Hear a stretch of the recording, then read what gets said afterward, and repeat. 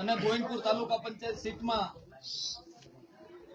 વિજય સરઘસમાં અને પેલું વિજય સરઘસમાં ઉપસ્થિત આપણા ધારાસભ્ય અને મારા મોટા ભાઈ વડીલ બંધુ એવા ભાઈ શ્રી નલિનભાઈ ઉદ્ધવજીભાઈ, આપણી સાથે તાલુકા પંચાયતમાં સૌથી દાદા મતથી જીતેલા એવા બાપભાઈ, ગામના સમસ્ત વડીલો,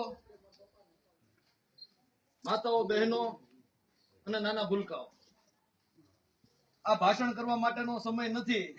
આપણે જે કુબડા ગામે અને સરસિયા સીટના તમામે તમામ ગામે જે હૂપ પ્રેમ આપ્યો છે એને હૃદયથી બધાને આવકારું છું અને બધાનો હૃદયથી આભાર માનું છું કે બીજી વાર જિલ્લા પંચાયત સીટમાં વિરોધ પક્ષમાં હતા તો ઘણા કામ કર્યા છે અને આ વખત પણ કોંગ્રેસની સ્પષ્ટ બહુમતી આવી છે અને આપણે સૌના આશીર્વાદથી જિલ્લા પંચાયત કોંગ્રેસની બની છે અને કોંગ્રેસની બની છે. આપણે સિનિયર હોવાના કારણે એમાં સારી એવી સમિતિમાં પણ આપણે બેસી શકશું અને કુબડાનું નામ સમગ્ર જિલ્લાની અંદર રોશન થાય એ બધાય આપણે કામ કર્યું છે. 29 તારીખે જે વધુમાં વધુ મતદાન કર્યું અને અમને બેયને ચૂંટાડ્યા.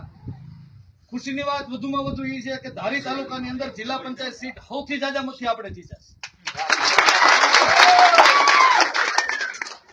આખું ભાજપ લાગી ગયું હતું, જિલ્લાના નેતાઓ લાગી ગયા હતા, ગુજરાતમાંથી બધા નેતાઓ લાગી ગયા હતા નલિનભાઈ ગુંડા લગાડવા, મને હરાવવા. પણ આપણા બધાની તાકાત અને હૂપથી એક બની એક પણ ગામની અંદર એની મીટિંગ ન થવા દી. ઘણા પ્રયત્ન કર્યા, દારૂની રેલમછેલ કરી, પૈસાની રેલમછેલ કરી, પૈસા લઈ લીધા ને મત નો. આ ધારી તાલુકો છે, એ લોકો એવું વિચારે છે કે આ લોકોને આપણે લાભ લાલચ આપી અને છેતરી લેવું, પણ આ તમને છેતરી લેવી પ્રજા છે.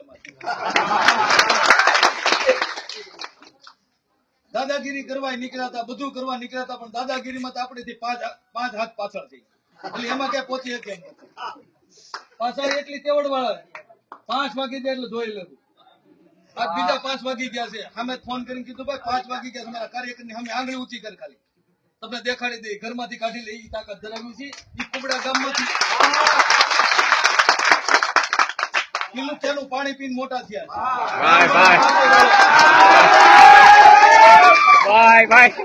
રામવાળાને આપણે પાછો વાળ્યો, રામવાળાનું બારવટું છોડી દેવું પડ્યું છે. કુબડા ગામમાં વિશેષ